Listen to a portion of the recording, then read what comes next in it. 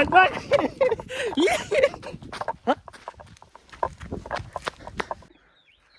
साथीहरू, नमस्कार।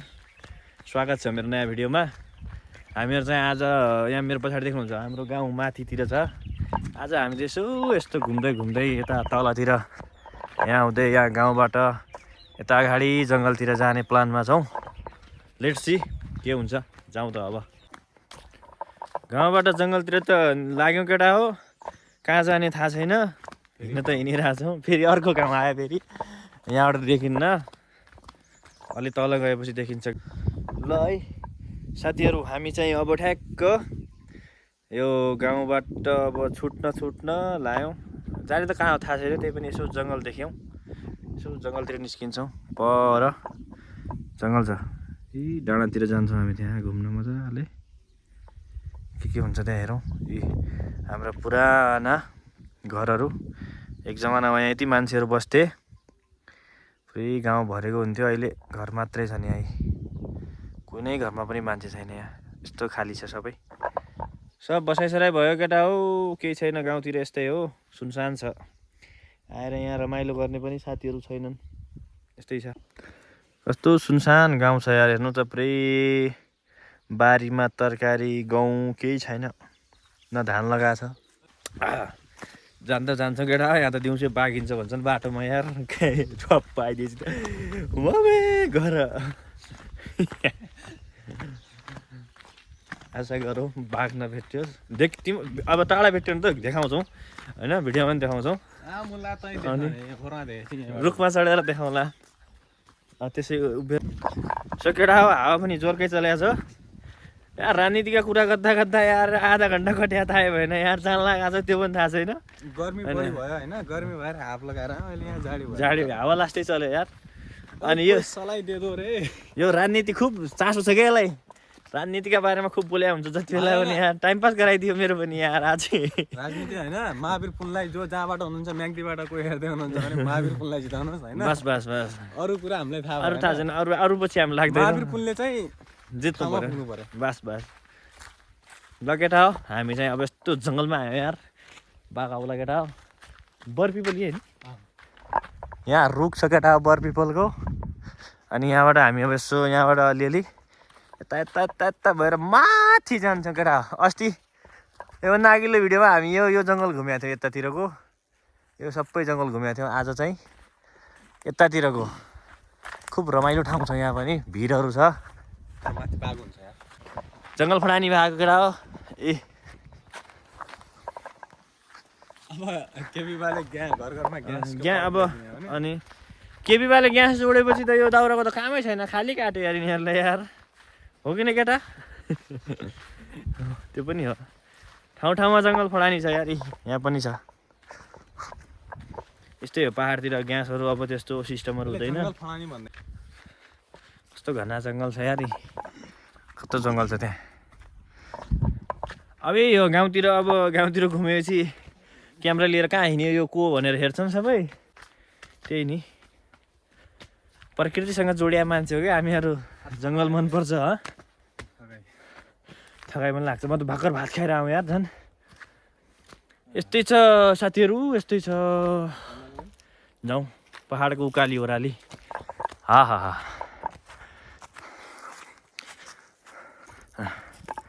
ए यार, ल साथीहरू, पहाडमा नेचुरल रङ मिल्छ यार यहाँ, पहेँलो रङ कस्तो मस्त रङ छ यार, पहेँलो। थकाइ लाग्यो केटा हो, लास्टै उकालो छ यार, फेरि माथि पनि उकालो छ माथिसम्म। यो देख्दा के को याद आउँछ केटा, यसो भन यार, कमेन्ट गर्नु यार। हेर्दा क्या दामीसँग देखाइदिएछ, भिडियो लाइक नगर्नेहरूलाई यो पुरै कलर आयो। जङ्गलतिर रमाइलो हुन्छ साथीहरू घुम्न भनेपछि, कस्तो दामी मजा आउँछ। ढुङ्गाले हाने हुन्छ, उड्छ सबै टाउकाले लागली।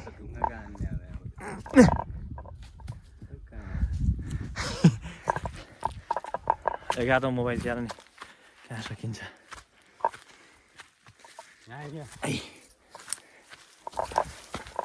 क्या कलर उड्यो यार ए कस्तो पहेँलो पहेँलो भयो सबैतिर जे भए नेचुरल कलर हो केटा यतिको त हुनुपर्छ रम्बलघारी है सल्लाहघारी हो यो हेर न कस्तो राम्रो छ यार भित्र पुरै खुल्ला छ केही छैन सुनसान छ पुरै जङ्गलै जङ्गल छ चारैतिर काहीँ छैन त्यो जङ्गलमा हामी मजाले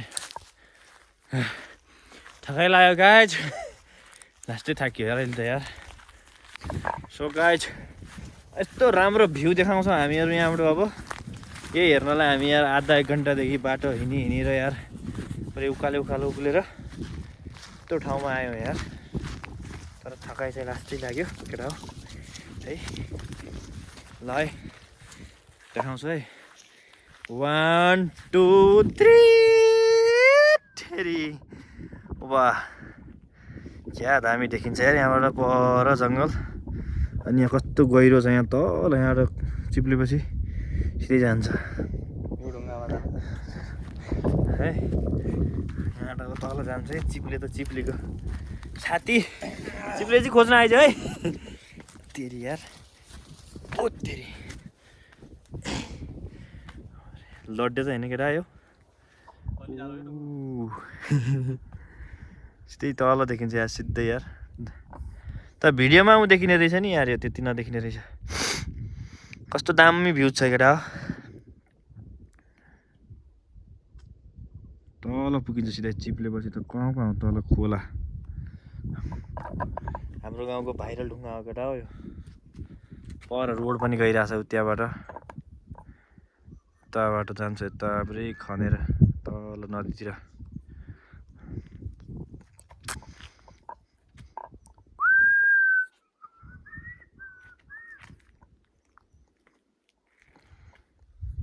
जति बेला पनि खस्न सक्छ गाइज यो ढुङ्गा चाहिँ अहिले म त्यहाँ चढेर आएको थिएँ कस्तो देखिन्छ अरे माटो पुरै तल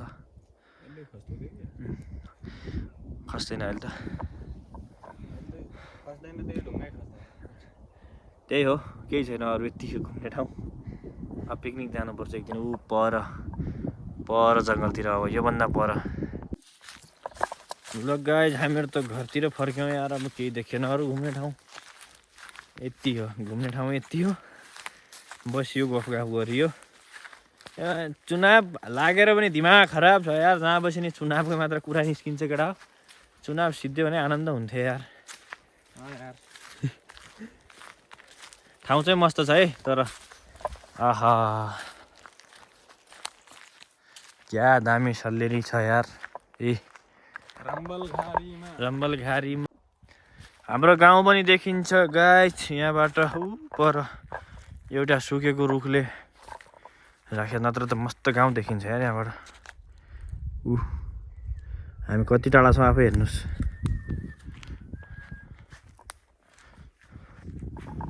दामी ठाउँ छ सो साथीहरू हामीहरू घर जानुपर्ने हुन्छ अब चाहिँ बाटो लाली गुराँस त देखियो गाइज माथि रहेछ तर जाने ठाउँै छैन बाटै छैन जाने इनर्जी पनि छैन गर्मीले थाकिसक्यौँ काम छ भने नजाऊ यार भयो यार के पायो गाइज बाघ हो क्या हो यार बाटो हिँड्दै थियौँ यार अहिले के पायो यार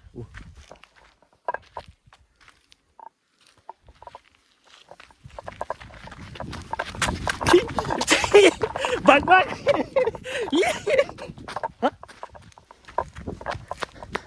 के हो यार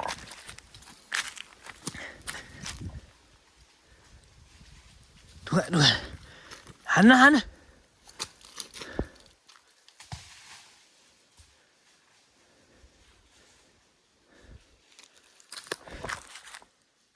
के हो गाइज येला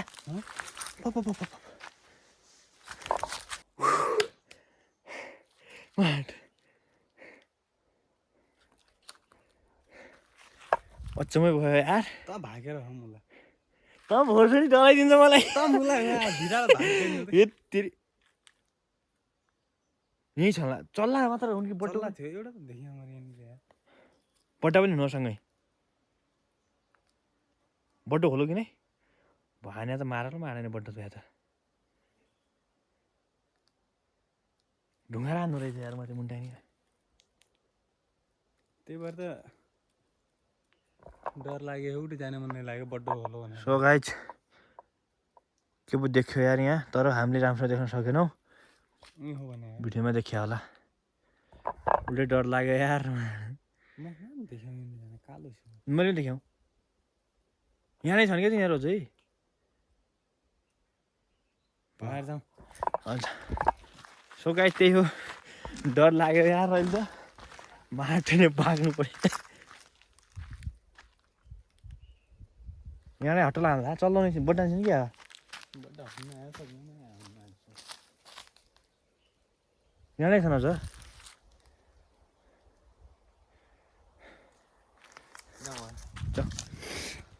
अझ तेरि राम्रोसँग डराइयो यार माटोले मुटु धक्दा भयो त यार हेट घुँस हेर्न भने त यहाँ त उल्टै झन्नै पाखाएको यार हेर्न पाइयो भने दौडी यार म त आएकोसम्म आइपुग्यो पछाडि भने हेर्दला।